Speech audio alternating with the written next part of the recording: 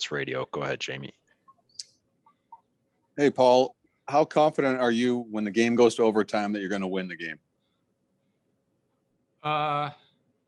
Confident. I don't know. I mean, you know how it is in this game. I think overtime is a crapshoot.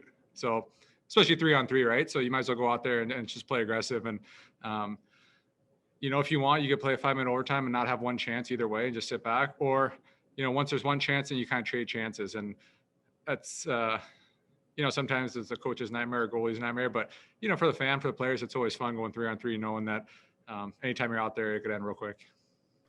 We'll go next to Ken Weeb from Sportsnet. Go ahead, Weaver. Paul, what do you think of the way your team has been able to build resilience in the early stages of the year this year? Yeah, I thought today was, you know, Montreal was the better team. We got lucky. We got a couple of posts. Bucky was unbelievable for us. You know, he didn't give up a lot of rebounds. You know, he was fighting through traffic and kind of controlling everything. So, you know, obviously he's the reason we get the 2 points tonight. But you're going to have those games like that. And, you know, when things aren't going your way, you just got to find a way. And like I said, whether you get a point or whether you get 2 points like that, sometimes you grind those wins out, or sometimes you grind those overtime points out. And tonight was kind of a perfect example of that. We'll go next to Murat Atesh from The Athletic. Go ahead, Murat. Thanks, Gregor. Paul, I just wanted to ask at the other end of the rink, I mean, you know, a lot of the chances you guys gave up were from far away, but it seems like you didn't necessarily generate as much as you normally do tonight. And I'm wondering, from a generation perspective, what wasn't necessarily working? What did Montreal do so well? Yeah, I thought they did a good job of kind of controlling our forwards, not giving up kind of like neutral zone speed. So, I mean, I would have to look, or the coaches had to look at video and tell me if I'm right or not. But I just thought they almost kind of, you know, they wanted us to dump it in, and you know, we didn't. I think we were a little stubborn there, and we tried making plays. And you know, when they're kind of blocked, when they're controlling the neutral zone there, or kind of playing like a zone and neutral zone, there's not a lot of room there. Our D kind of got to skate with the puck, and our forwards got to, you know, sometimes instead of turning all the time, we almost got to stop and just get the puck in and get in.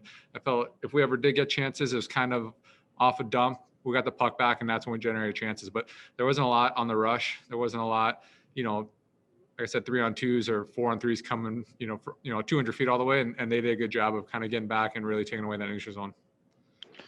Just a couple more for Paul. We'll go next to Kelly Moore from CJOB. Go ahead, Kelly. Hey, Paul, you just talked about being a little bit stubborn at times with what Montreal was preventing you from doing. How is this team, because you were here before for that long playoff run, how has this team developed in terms of that maturity and that experience to see their way through a game like this, and what's being talked about as the game progresses so that nobody makes that rash decision to try to win it on their own? Yeah, I think, yeah, like you said, I think you play in playoffs, you know, the young guys get older, they mature, they get more experience. You realize nights you're not going to have your game, you know, whether, you know, and tonight to me is almost like an afternoon game. I think when you play a 9 o'clock game, it's a late start. It was almost like 9:15. But these games to me feel like an afternoon game sometimes, where it's like the first team to wake up, who gets that first goal, usually ends up winning, you know. But yeah, I don't know. I'm trying to think what the question was. I'm totally blanking right now. Oh no, I think Paul does a good job of, like, between periods, kind of, he really gets a feel for the team and knows what to say. And sometimes we have different guys in the locker room step up and say kind of what everyone's thinking.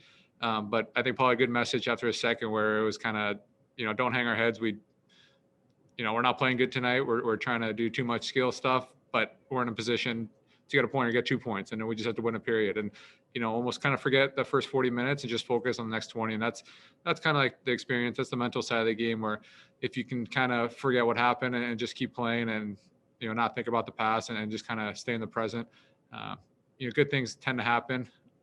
But at the same time, you kind of learn from that and you become a better player over time.